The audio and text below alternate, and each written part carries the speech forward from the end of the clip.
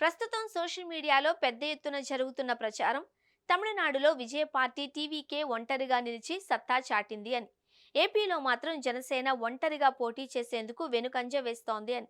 దీనిలో వాస్తవం లేకపోలేదు. 2019 ఎన్నికల్లో జనసేన దాదాపు ఒంటరిగానే బరిలో నిలిచింది.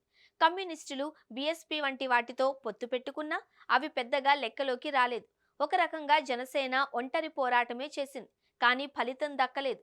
దీంతోనే 2024లో పట్టుబట్టి టీడీపీ ప్లస్ బీజేపీలను ఒకే వేదికపైకి చేర్చి జనసేన పోటీ చేసింది. తద్వారా తాను లబ్ధి పొందింది. ప్రభుత్వం ఏర్పాటు చేసే పరిస్థితి వచ్చింది. ఇదే ఫార్ములాను వచ్చే 15 సంవత్సరాలు కూడా అమలు చేయాలి అన్నది జనసేన వ్యూహం.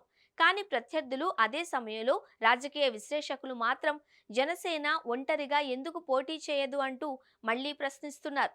దీనికి విజయ్ను ఉదాహరణగా చూపిస్తున్నారు. ఈ నేపథ్యంలో జనసేన ఒంటరిగా పోటీ చేస్తే ఎవరికి లాభం, ఎవరికి నష్టం అనే ప్రశ్నలు తెర మీదకు వస్తున్నాయి. ఈ దఫా జనసేన ఒంటరిగా పోటీ చేస్తే ఆ పార్టీకి ఖచ్చితమైన లాభం ఉంటుందన్న అంచనాలు వస్తున్నాయి. 2019లో లెక్క వేరు, ప్రస్తుతం లెక్క వేరు అని పరిశీలకులు చెబుతున్నారు.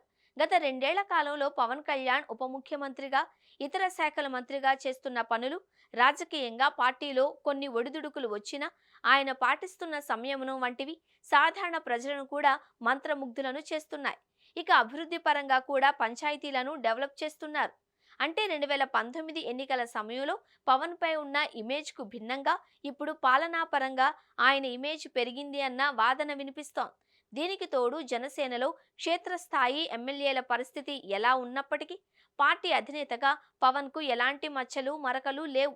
పైగా గ్రామీణ, గిరిజన, ఎస్సీ సామాజిక వర్గాలకు ఆయన మరింత చేరువయ్యారు. పట్టణాలు, నగరాలలోనూ ఫీల్ గుడ్ లీడర్ గా చూస్తున్నారు. ఈ పరిణామాలతో జనసేన కనుక ఒంటరిగా పోటీ చేస్తే ఆ పార్టీకి లాభం చేకూరుతుంది అని మెజారిటీ విశ్లేషకులు చెబుతున్నారు. పైగా వైసీపీకి ఇది భారీ దెబ్బని అంటున్నారు.